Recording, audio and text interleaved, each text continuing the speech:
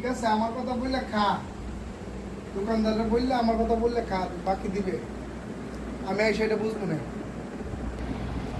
এইসব আমার পাওনা টেয়াটা কই? পাওনা টেয়াটা দিতেন না? কিসের টাকা? টাকা না তোমার আমি দিয়ে রাইলাম। কখন দিছেন টিয়া? আপনি তোর নামে 4100 টিয়া পাই। 4100 টাকা দিয়ে দিছি। ওই দিন 350 টাকার মাছ কিনে দিলাম, তারপর আবার 150 টাকার সবজি কিনে দিলাম, এই তো 4100 টাকা হয়ে গেছে। কেমনে আমার বুঝাই দেন তো হিসাব করে, কেমনে দিছেন 4100 টাকা? আসো শুধু ভাই, এখানে বসো, তোমার আমি একবারে কাগজে কলমে হিসাব করে বুঝাই দিয়েছি। আচ্ছা ঠিক আছে, দেন হিসাব করে বুঝাই দেন। মাছ কিনে দিছি 350 টাকার। হ্যাঁ 350 টাকার মাছ তো কিনা দিছেন, তারপরে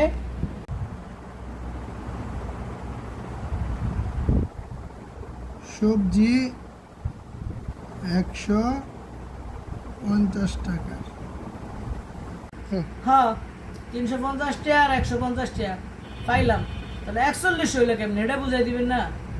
আরে ছোট ভাই দেখো, তোমার আমি বুঝাইয়া দিচ্ছি। এদিকে 0 আর 0 মানে শূন্য, আর হলো শূন্য, কত হলো শূন্য, 5 আর 5 হলো কত 10,